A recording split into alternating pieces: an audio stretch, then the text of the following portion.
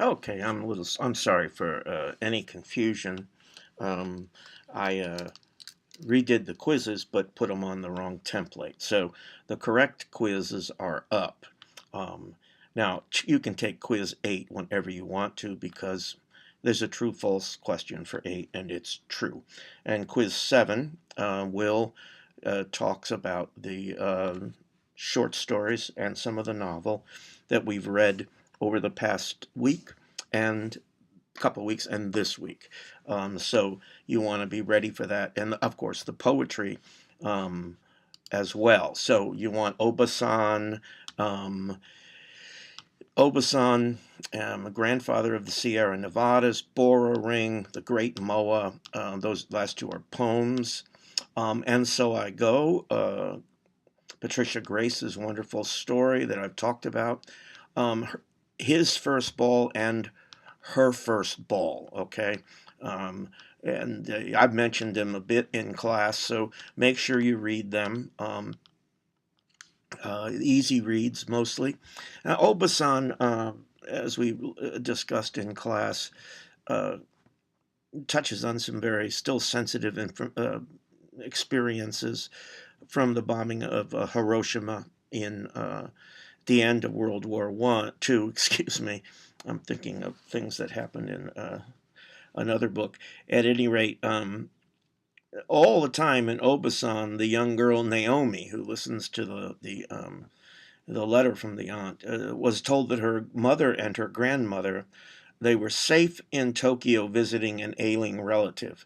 And of course, the truth is they don't want to come home because they've been horribly scarred after leaving Tokyo to go someplace safer, ironically. Now, remember that the Canadians interred the Japanese, and your short story actually comes from a wonderful book called Obasan. So in Canada, I believe she was in Alberta, was where the camp was. And she's second generation Japanese. The Canadians, these people are called Nisei, Nisei. Nisei just means they're second generation. Also, as mentioned in class, the Canadians, like the Americans, refused to let people, citizens, Japanese in particular, return from Japan right after the war started with the bombing of Pearl Harbor. And we learn in Obasan that Chiko, a little girl from Nagasaki, eventually dies from leukemia, and leukemia is the killer. Um, the biggest killer of the young who survived the initial bombings in both Hiroshima and Nagasaki. Um, I mean, it's bringing the hard reality of the Japanese to life. Giving voice to these people, what most Americans don't want to hear about, or Canadians for that matter. In the end of Kagawa's story, Nakayama Sensei, the pastor, says that that we must forgive one another. That everybody has faults, and the girl, the listener, the voice of the novel in Obasan, Naomie, says she's really not ready to forgive. Given the horror that she learns of the real reasons they didn't come back from Japan, and the details in there of the scarring and of the people who survived are poignant to say the least. Now, the grandfather from the Sierra Nevada mountains. Here's another one we don't hear much about the Japanese.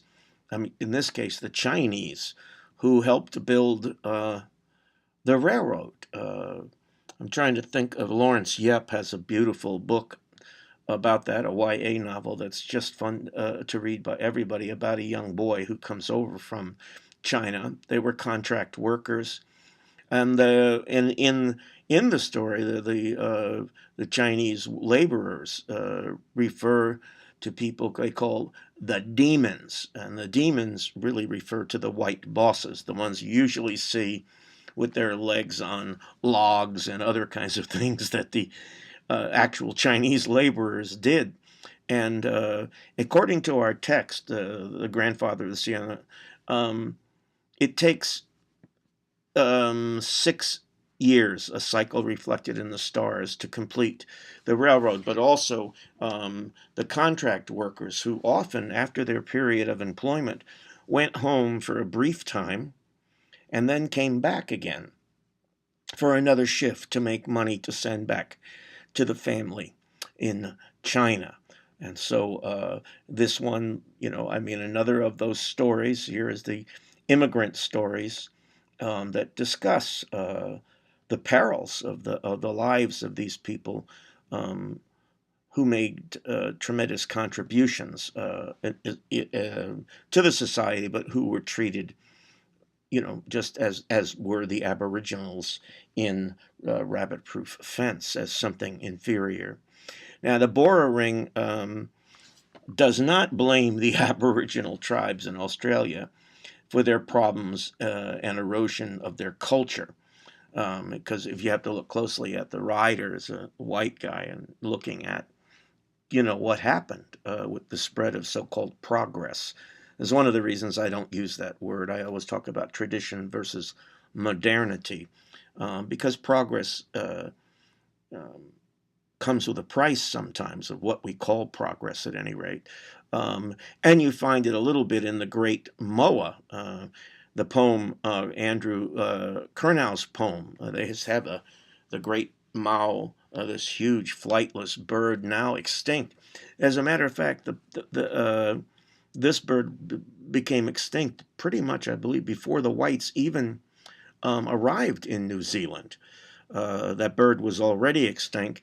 And in this case, it's looking at lessons to be learned for everybody on the island, including the native Maori population. And really, the poem about the extinct moa who's standing upright you might read it to me that it offers some hope, if you will, for a better and upright future, as corny as that sounds. But it's the lessons learned from both the whites, the immigrant whites, and the native or indigenous populations. Um, we have a couple stories from New Zealand to read. Well, actually three, and I've mentioned in class, and you have more information in your notes and videos. And So I Go is a beautiful Patricia Grace's beautiful story of a mixed breed. Who's leaving what they call the quiet place, which is the territories of the Maoris, and there are various ones around New Zealand. But this is that one where we find the person leaving to learn new ways and to help those who might later follow on this kind of bridging between these two worlds. One goes to help people make the transition, if they choose, to engage with the outside world. So the individual speaker, as we see in And So I Go, is really of mixed blood, and so it goes in New Zealand with the native Maori. Intermarriage is pretty commonplace, and so they've had the kind of, I don't think they've had the same kind of arguments about how much percentage is equal to being a native that we've seen often in the United States with American Indians, especially with whites who want to say they're part Indian for various reasons. But the individual speaker is of mixed blood, but you can there's the self-identification as Maori, and that's important to recognize. Doesn't have to be what's called a pure blood to be a member of the Maori culture. Ideally, there is prejudice in ways not mentioned in the story here, but particularly with blacks. Um, uh, and mixed race blacks with Maori, where a lot of the times the blacks do not feel they're part of the Maori culture. But that's, I mean, everybody has their problems. But in the story, she's leaving, or the narrator leaves to make the transition easier for others, but also to learn about the outside world, to help the culture interact or engage with the outside. In his first ball, tuta, tuta is Maori for shit.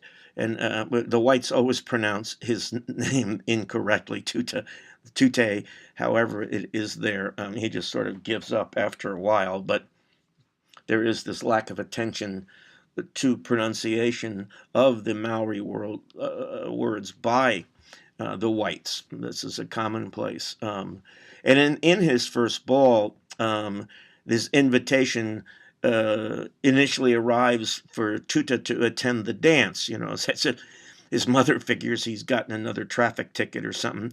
But the invitation in the beginning is just a complete mystery to him until he solves the um, uh, puzzle a bit later.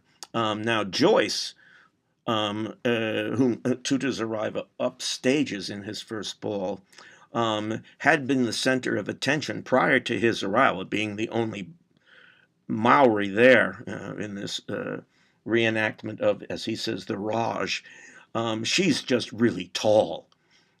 So it's her height that sets her apart, and makes everybody look at her. And then they're looking at both of them. Um, Now you meet a lot of Tuta's friends in this diverse, glitterly, blingy Maori society, and I love Desiare Dawn is a 6 foot transvestite who loves pink boas. So what it does is it's a little flamboyant, but it shows the um, energy and imagination of the Maori people. And remember um, that his first ball is a parody, and wonderfully wrought parody of Her First Ball by Kate Mansfield, a white writer. Um, and so in his first ball, it makes me laugh sometimes, the way it works up is his first ball. Tutu uses the last name of Where Papa, which I was just love, but pointing to some of the broken family structure that we find um, in many, many other of the cultures we visited this term. Now, her first ball makes no mention of Maori peoples. Um, and Layla comes from the countryside. She doesn't have a large family, nothing like her cousins do. She's quite naive, if you will, and I mean, she's the people in the more of the urban kind of settlements are much, much, much more used to this kind of thing. And as a matter of fact, she attends her first ball at the age of 18. So she's coming from the country, and she's treated that way. She comes out in the country 15 miles from her next neighbor, whereas Meg, her cousin, um, comes from a big family. And the first ball introduces her to a strange world.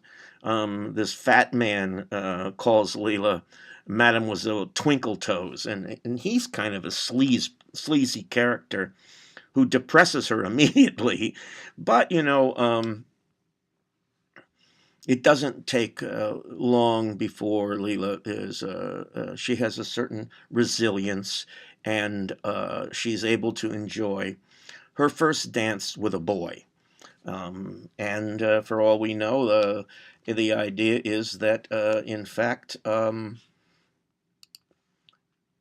Tuta enjoys his first dance with a white woman, a white girl, in the other story, which has, of course, a different kind of energy. It has I just love reading the story. And now, I only put up a few questions about the novel, and I'll get to that right away.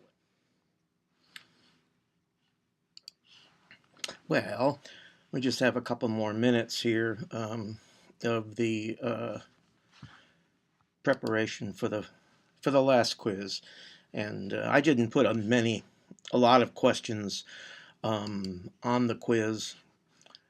Quiz 7 it is for your uh, ease. Remember, quiz 8 you just take right away. There's just one question, and so it's a pretty easy one. This one has 28, I believe, and covers the short stories, the poem, and ends up just with a couple questions about the novel. Well, actually, it's not a novel. I would call it a biography, if you will. It might be a bit of creative nonfiction trying to reconstitute what probably happened, but the idea is that the facts are important. Excuse me. And we talked about it briefly in class, the founding of Australia by people who were transported to the country. Magwitch is probably one that you might remember if you watched or read Great Expectations. Trying to remember the name of the novel about um, Moll by Daniel Defoe, and she was actually transported to the United States, but mostly thousands were sent over to Australia. Now, it's in 1907, though, that the rabbit-proof fence was constructed to control the rabbit populations. Now, rabbits, and remember they brought foxes over and horses to Australia, camels, and the rabbits have really taken over. And the fence was built, and it did very, very little um, to do to stop the rabbit population. But you see, in 1931, when the young girls are sent to the Moore River Native Settlement, that the fence is still there and the upkeep is done on it. It makes it a nice way for people to find their way, including the Aboriginals, because they know it leads to the home of the girls. So they just want to make sure they can get there, so that they can get back to basically where they started. And we have, when I was talking about it being basically a biography, the author of Rabbit Proof Fence is in fact um, Molly Kelly, nay Craig, Molly Kelly's um, daughter. Um, and we find out, if you read a little bit more, in fact, that that Molly actually went on the trip twice. Doesn't say how long the first one took. The first one did take just about over 9 weeks out in the outback, and they're sent there in the first place. The girls, the three of them, from the station, which is the huge ranch in Australia, and they're sent there because they have white fathers. And the idea was that the whites, those in control of things, the authorities, if you will, believed that the Aboriginals were mentally deficient, but that in their graciousness, they figured that the half-breeds, if they call them that, but they have lots of names for them, were smarter than the other natives because, of course, they had white fathers. And so they set up the Moore River Native Settlement, which Molly, the leader, talks about as being a goal, but really it looked more like a concentration camp, which I don't know that would have been her vocabulary in 1931, but that's okay. They're making a comparison so that we appreciate uh, the terrible, terrible state in which they put the children. And at the I mean, they have to learn all the old vocabulary. For instance, the boob refers is in our story. It refers to a place of detention, not the bucket in the sleeping area where everybody went to the bathroom. Um, so yeah, and they were locked in, of course, every night. Um, yeah, I was wrong about the time. It's almost 9 weeks. I can't remember what page on the book that is. 130. Not almost 9 weeks. Two and a half months. 2.25 months through the outback. Now, they did get assistance from people along the way, matches, food. People did call the authorities after they were gone, but the girls managed to surprise everyone. And they were smart. Molly was smart about where they slept, how they entered and left the places they went to beg for food. Typically, the two younger girls would go while Molly stayed behind. That would be Gracie and Daisy. At any rate, um, I don't have on the exam. You'll be able to write an essay question, which I updated over one of the Molly in particular. You have the same choice with T from Crick Crack Monkey. Two really good novels that feature strong women characters. And I hope you all will do a good job on that final. You can start working on your paper now, as a matter of fact, and you don't forget your projects will be due the end of exam week. Okay, probably get everything done by Friday and Saturday so that I can turn in grades Monday. Okay, I'll see you in class Monday. And I have to turn this off correctly. There.